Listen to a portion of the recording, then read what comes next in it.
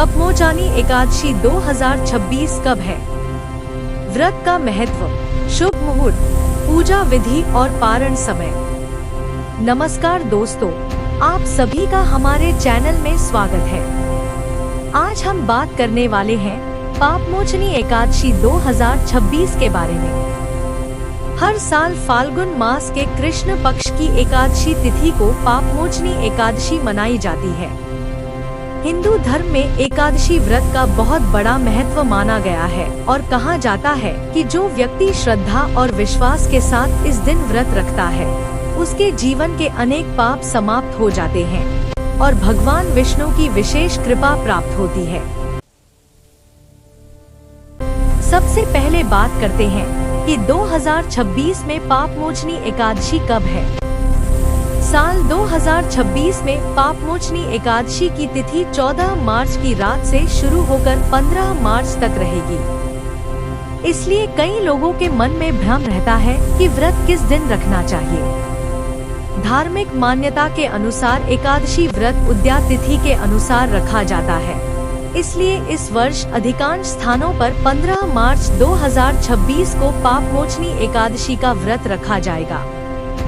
अब जानते हैं इस व्रत का धार्मिक महत्व। शास्त्रों में बताया गया है कि पापमोचनी एकादशी का व्रत रखने से मनुष्य के सभी पापों का नाश होता है।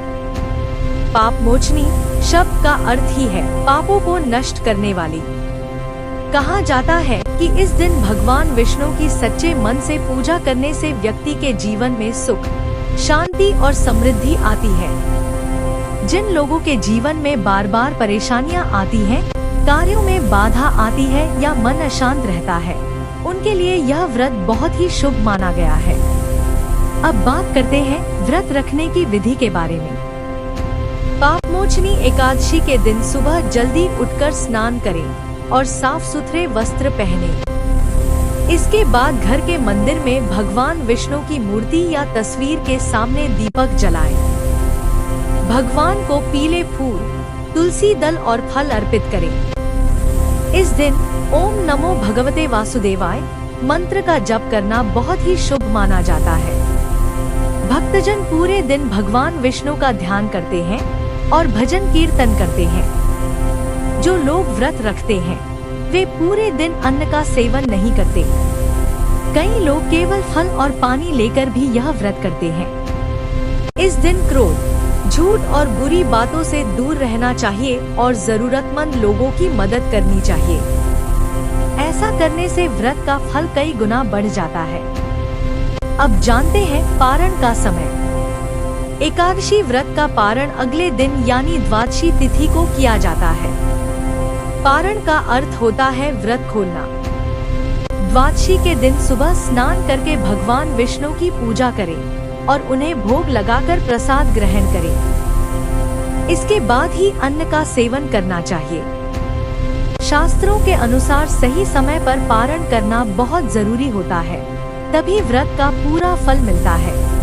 पापमोचनी एकादशी से जुड़ी एक पौराणिक कथा भी प्रसिद्ध है। कहा जाता है कि प्राचीन समय में एक ऋषि थे जिनका नाम मेधावी था। एक दिन अप्सरा मंजुघोषा ने अपनी सुंदरता से उनका ध्यान भंग कर दिया।